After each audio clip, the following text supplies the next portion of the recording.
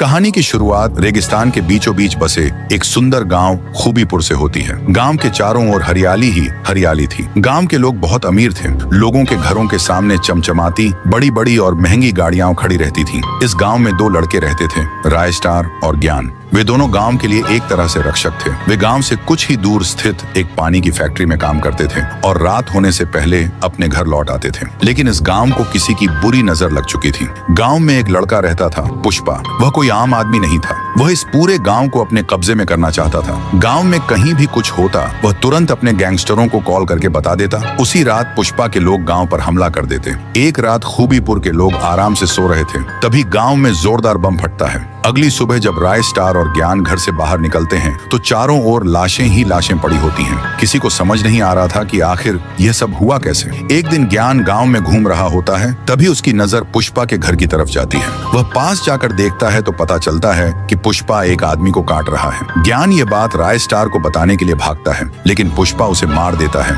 और उसकी लाश अपने घर में छुपा देता है। इधर राय स्टार ज्ञान को हर जगह ढूंढता रहता है। जब वह नहीं मिलता तो राय स्टार पूरी तरह परेशान हो जाता है। कुछ दिनों बाद गांव में बहुत बड़ा मेला लगता है। पूरा गांव खुशी मना रहा होता है। उसी दौरान गांव का एक लड़का अज्जू पुष्पा के घर के पास से गुजरता है। तभी उसकी नजर ज्ञान की लाश पर पड़ जाती है। वह जल्दी से ज्ञान की लाश के पास पहुंचता है, लेकिन तभी पीछे से पुष्पा उसे भी मार देता है। पुष्पा तुरंत अपने साथियों को कॉल करता है और कहता है कि उसने अज्जू और ज्ञान को मार दिया है और वे जल्दी से गाँव पर हमला कर दें। पुष्पा के गैंगस्टर गाँव पर हमला कर देते हैं, लेकिन राय स्टार अब रुकने वाला नहीं था। दोनों तरफ से जंग शुरू हो जाती है। एक के बाद एक राय स्टार सबको गिरा देता है और आखिर में खूबीपुर जीत जाता है।